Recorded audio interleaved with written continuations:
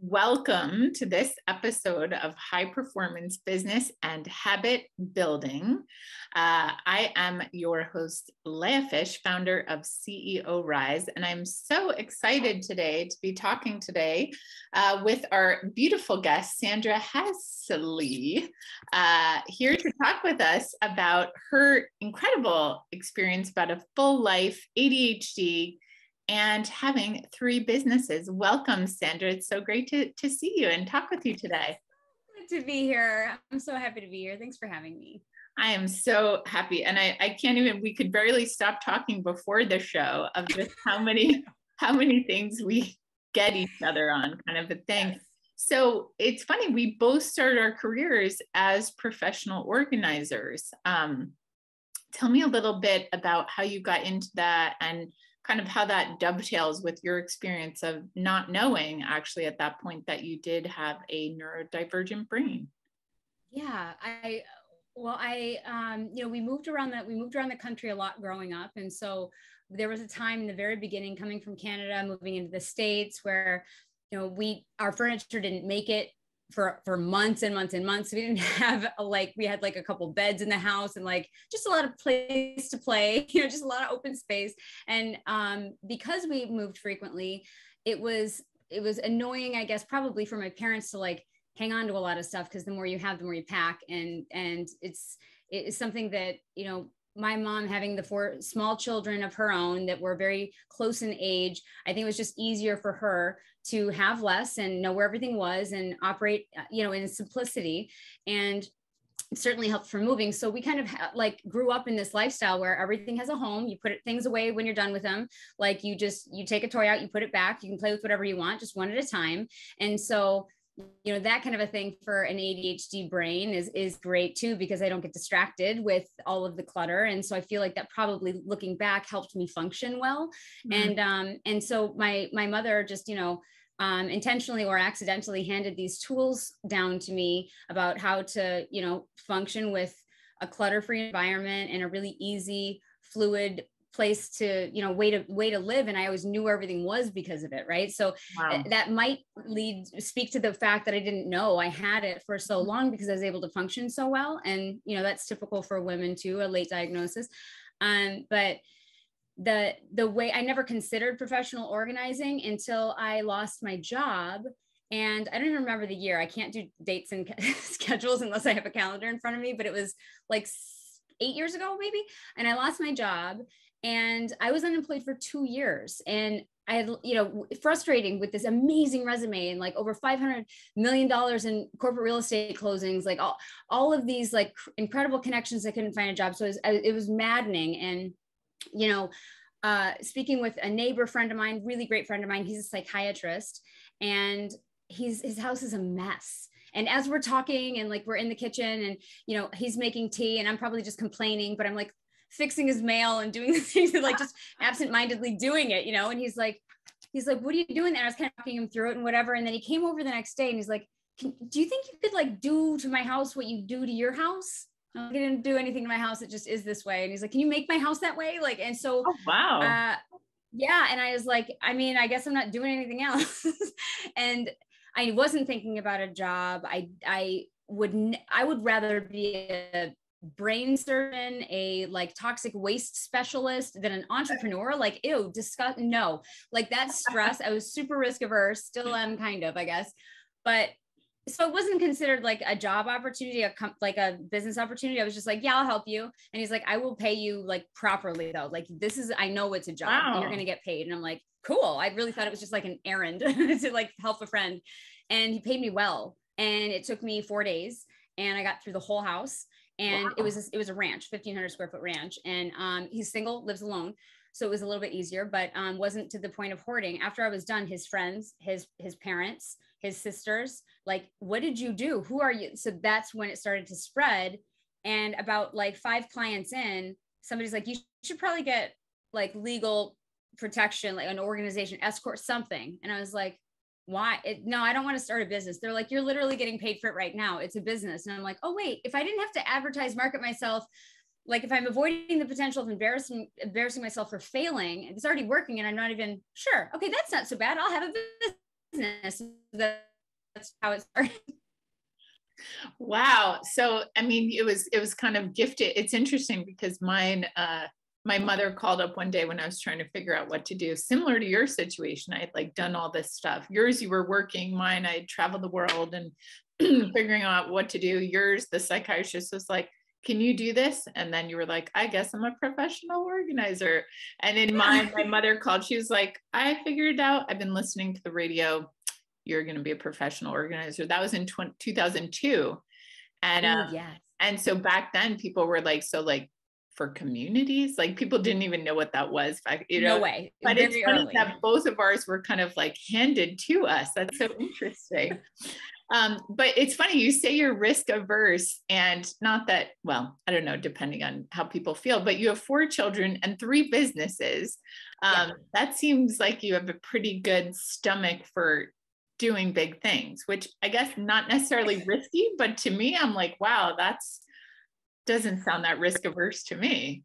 Well, yeah, I think if I, on paper, it doesn't sound risk averse, but it's, when the business was kind of like gifted in a sense, it's like, here's money for doing the thing that you do.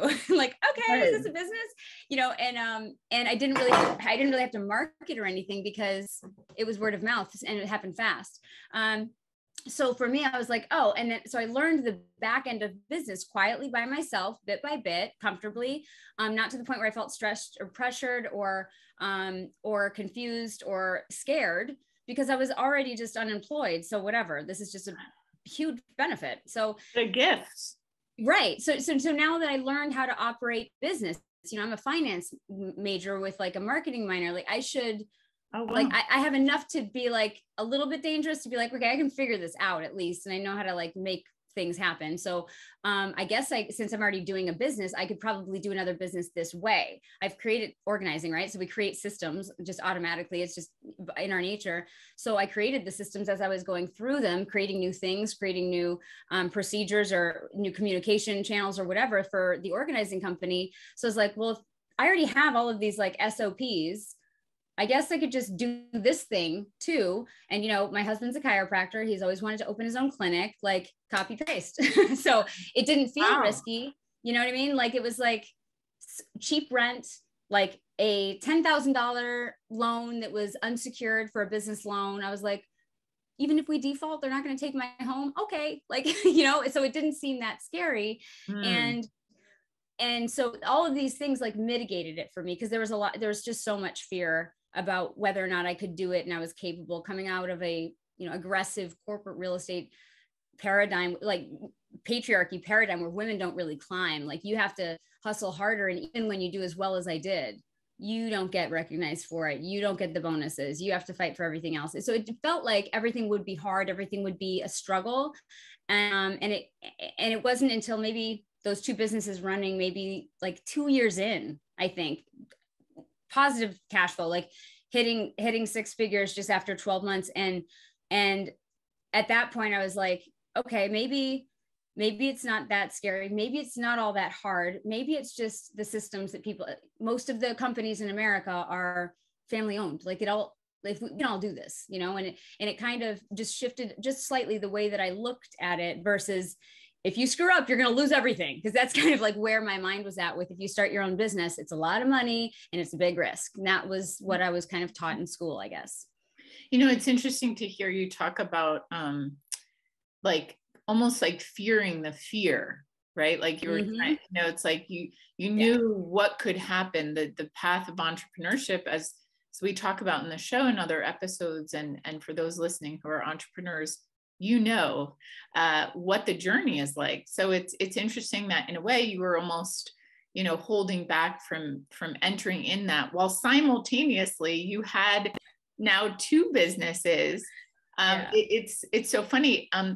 And one of the things you had shared with me was that you really, and as you were sharing now, that growing up in a clutter-free home, opposite of myself, you weren't really experiencing a lot of the things that many people, not all, but neurodivergent, especially ADHD, experience, of being scattered and overwhelmed, forgetful, confused, like, and especially overwhelmed. That's kind of the number one that I focus on.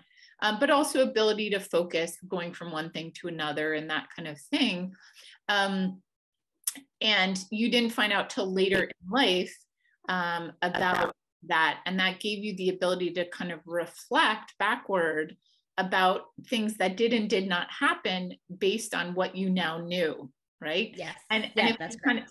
If we kind of apply that now that you are 3 businesses in, and if we kind of take that and reflect back, do you think that if you knew now, you know, that kind of thing, if you knew now that the kind of success that you would be able to create simply by doing what felt right? Because sort of to interrupt myself, one of the number one things I'm always teaching my clients who are neurodiverse, not everyone is neurodivergent, but most are. And I always say, you can be as productive as the next person. In fact, you know, people neurodivergent, especially ADD and ADHD, are 300% more likely to become entrepreneurs. And it's so funny because they're not risk averse, because they're totally risk takers, right? So it's just, I always say, you know, it's about finding the way that works for you. And that's what's going to give you the grounding, allow your brain to calm, and that focus will happen naturally. And that motivation rises in the part of your brain that is so, you know, indicated for you know, typically ADHD, the prefrontal cerebral cortex. So anyway, with that knowledge, like looking back now, seeing what you were able to create with 4 children, now 3 businesses, like just by applying the standard operating procedures of what you created in safety. It's sort of a silly question, but I feel like asking it. Do you feel like if you knew then what you know now, that you could have like gone for it in a way that you didn't back then? I've never even thought of that question or been asked that question. So that's really beautiful to consider.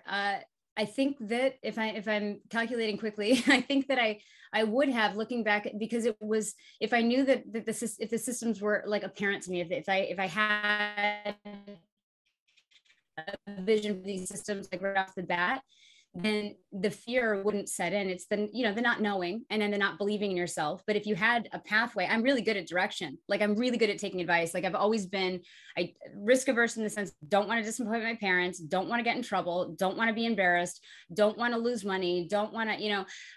So if anyone's giving me advice, my mom is shocked every time I talk to her. She's like, you remember everything I've said to you. And I'm like, right. And she's like, you've applied it. You have a good life. Like you did it. And I was like, it worked. Good momming. But like, cause I don't want to make the mistakes. And so if somebody if like my future self was like, hey, you should just look at this little booklet I made, it's your path to success, I'd be, give me it. So I think that would eliminate the fear of like, I can't do it. I don't know how to do it on my own. But there was a lot of blocking that I did to myself in the way of, my parents both told me that, all of us, that, you know, you can be anything, you can be successful, do whatever you want, do what you love. Like, of course, yeah, take this path, take that, whatever you want. But I wasn't seeing it in my life. I wasn't seeing women in my life own a business. I wasn't seeing them make the money. It's always the men. And the women are very classy and they're very smart and they're beautiful and wonderful women, but they're not making money. So I think that the coding in me that grew up like that was like, it's not really possible. It's adorable to talk about, but like, cutie pie, you're just going to like marry well, and maybe you'll get lucky and love him too. Like that's it, you know, so I think that was, I fought that belief, but at the same time, I'm like, I have no evidence that I could. Like I'm still in corporate real estate. I've got a great job on paper, but I'm not getting paid what my male colleagues are getting paid. I'm not promoting as fast as I could be, even though I'm getting recruited. This is not the track that other people are going on as fast. And I'm really good at what I do. So it's probably just not possible for me. So if I did have the path up front, I think that those blocks would be kind of eliminated on their own. Mm-hmm. And I would have been able to see the simplicity of the path and been like, yeah, because, you know, Division I athlete, like coach tells me something, I'm like, immediately I'll correct my posture, you know, my form, whatever, I'll do the thing. I just want to be better. And so I think I would have, and that wouldn't feel so scary. So do you think that it's, obviously, whether you meant to or not, you're now modeling the ability of a neurodivergent woman in business to your 4 children, right? So yes, yes. Do you feel like, you know, how do you feel that feels, I guess, basically, that all the things that you felt weren't possible because you didn't have that modeled for you, and now you've 180'd that, and you're showing that to your children every day of your life, of their lives. What do you think about that? I don't have any children that present with any kind of neurodivergence, like criteria, I guess, or behaviors or anything. And so I only told the older two children, who are late, like mid to late teenagers now. I only let them know this year that I was diagnosed with this thing because, there was some, medical issues that popped last year, which is the thing that led me to the diagnosis when they started looking, okay, what's really going on here? And I just told them this year, and my youngest wouldn't even know what that means anyway if I didn't, but like, I just told them to let them know, like, okay, so this explains my like frustrations when I have them. This explains the confusion that I've had. This explains the, like, you guys think that I'm, a geriatric. I can't remember. It's like, I never remember stuff like that. In finance, I couldn't keep the numbers, and people would look at me and go, they're the most important. Just keep those 4 like line items. Just remember those for each client. I'm like, literally impossible. I will keep a cheat sheet. I can't, as hard as I try. So this stuff is like, please write it down on the wherever you're going to be, whatever your schedule is this week. You can tell it to me, and as fast as you say it, it's vapor. I can't hold it.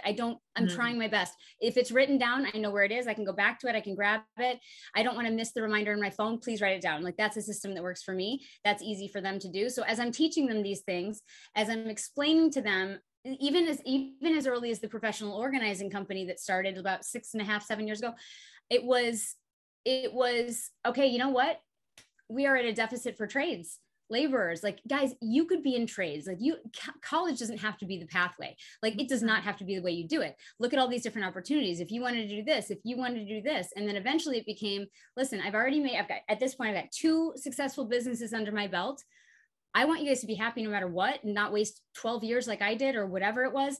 And so I can teach you business now. Like, I can teach you how to do it, but like, find out what you love, work it, so it's that. And as things happen, I talk about client success with my kids. Like, instead of coming home from corporate real estate and me being like, hang on a second, I'll give you a hug in a second. How was your day? Busy. Let me guess, busy. Yes, it's busy. Like, instead of that, now it's like, oh my gosh, do you want to hear what just happened on the phone call? And they're like, yeah, what happened? Who was it? Which one? Like, and what'd she do? What'd she make? What'd she say? What happened? So now they're like, they're tied to the purpose and the heart of the business and why I do it. And the text that that I have permission to share, like, hey, one of my clients, can I share this with my daughter, please? This is so amazing. And she's like, absolutely. And I show it to her, and I was like, this is why this matters so much to me, to her family, to her community. Like, this is what we're talking about. So they've got the inspiration for, I watched my mom never think it was possible. I watched it, and then I watched something change. And now this is all, like, she believes it just as much as she can believe the wall in front of her face. Like, I mean, it's not even, you can't question it now. So now I know that my kids, we talk about it openly, regularly, even the small ones. Oh, I'll just go, the 7-year-old yesterday, I'll just go make more money. And then I'll just, like, it's no big deal. We'll just make more money if we want to. And then we'll just help people. We could just help more people. And we could just, like, that's, yeah. I would have given anything to have that mentality at that age instead of the one that I did have. I could talk to you all day about this. I love your stories and just all the things that you're doing. But before we wrap up, I always like to ask for someone listening, something that you had shared before the show was that you actually, as you had just shared through some medical things, ended up going on medication. And given that you hadn't even been aware, on Adderall, low dose of Adderall, but given that you hadn't even necessarily been aware because the clutter-free environment didn't really, it wasn't, whether it was, anyway, to use the word masked, but it wasn't obvious the way some neurodivergent people are very aware from a young age that something is different, right? Yes, yes. What would you say to someone, because you mentioned your husband is a chiropractor, so I know you also have a very natural kind of thing. What would you say to someone who may, as more and more people are being diagnosed later in life, and especially, at least the people I know, a lot of them are sort of more on the natural or alternative side, but not all. What would you say to someone about who might have been diagnosed and they're suggesting to, they're trying to balance the idea of if they should or shouldn't, because it's odd to me how there's still a lot of stigma, it seems, around taking medication for ADHD. What kind of thoughts and words would you have to help them consider that serious consideration? Yeah, I think it's a really responsible question to ask, because my husband's a chiropractor, so we do as many things naturally as we can because they work, and they don't have side effects for us. So it's like, why wouldn't we do that? But I believe in medication having a purpose, and these like acute trauma incidences or emergency moments or temporary or whatever it needs to be, even if it is long term, if that's what it calls for.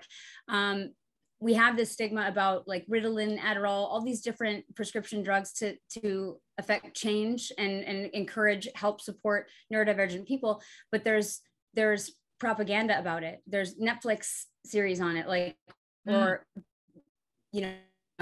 document on it.